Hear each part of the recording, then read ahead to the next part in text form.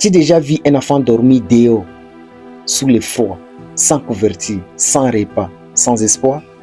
As-tu déjà croisé une veuve qui lit seule pour nourrir ses enfants, sans aide, sans soutien? Et quand tu fais? Aujourd'hui, je vais te poser une question simple mais percutante. Permettez-moi. Si toi, tu ne fais rien, qui le fera? Trop d'orphelins, trop de veuves, trop d'enfants de la rue souffrent dans l'indifférence. Ils ne demandent pas grand-chose, juste une main tendue. Vas-tu les ignorer ou vas-tu agir? Écoute bien ceci. Des milliers d'enfants n'ont personne pour les aider, personne pour les protéger. Des veuves pleurent en silence parce qu'elles ne savent pas comment nourrir leurs enfants. Des enfants errent dans les rues, exposés au danger, rejetés et oubliés même. Certains n'ont pas mangé depuis des jours, d'autres se demandent s'ils verront demain. Est-ce que ça te touche vraiment? Aujourd'hui, vas-tu juste regarder cette vidéo et ressentir de l'émotion et passer à d'autres choses? Ce n'est pas seulement une question d'humanité, c'est une question de foi.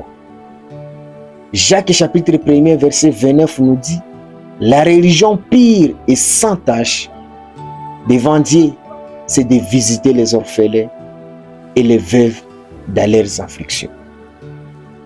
Proverbe chapitre 19 verset 17 dit aussi: celui qui a pitié du pauvre prête à l'Éternel et il lui rendra selon son œuvre.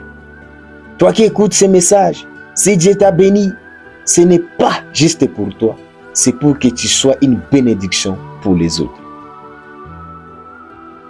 Tu veux aider? C'est simple. Voici 4 actions concrètes que je vais te conseiller aujourd'hui. La première, c'est de donner. Même un petit montant peut nourrir un enfant. La deuxième, c'est visiter.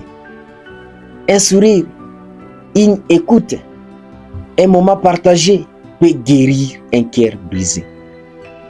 La troisième, c'est de soutenir. Parrainer un enfant, aider une veuve à construire sa vie, c'est une grande chose que tu dois faire. La quatrième, c'est la sensibilité. Partager ces messages, parler aux alentours de toi, pour ce qui concerne, d'aider les autres. Motive les autres à venir à l'aide pour les incapables. L'amour n'est pas juste un sentiment, c'est une action, bien-aimé. Celui qui donne ne perd jamais. Laisse-moi te dire ça. Celui qui donne ne perd jamais. La Bible dit dans Matthieu chapitre 25 verset 40: tout ce que vous avez fait à l'un de ces plus petits de mes frères, c'est à moi que vous l'avez fait. Dieu récompense toujours ceux qui prennent soin des plus faibles. Si tu aides aujourd'hui, demain Dieu enverra quelqu'un pour t'aider aussi. Alors, bien-aimé dans le Seigneur, aujourd'hui tu as des choix. Ignorer et passer à d'autres choses, ou décider d'être une solution pour les incapables. Moi, j'ai choisi d'agir. Et toi, tu peux me dire? Ne sois pas un spectateur de la souffrance des autres, sois une réponse.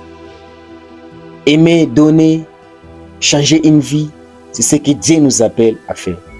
Alors, bien-aimé dans le Seigneur, joins-toi en nous pour donner un sourire nouveau aux autres. Nous t'invitons à faire partie de notre mouvement Un sourire nouveau. Aujourd'hui, c'est une invitation spéciale que je te donne de rejoindre notre mouvement Un sourire nouveau. Pour redonner le sourire aux autres, à ceux qui ont perdu d'espoir. Ensemble, moi et toi, nous pouvons faire une différence. Alors, ne tarde pas, rejoins-nous pour redonner et reconstruire la vie des autres. Nous sommes appelés tous à faire cela. Alors cette affaire te concerne également. Joins-toi à nous. Si tu veux plus de contacts, nos numéros, nos adresses se trouvent à la description. Alors, merci de vous abonner et de partager également ces messages avec les autres. J'espère que Dieu vous bénira énormément.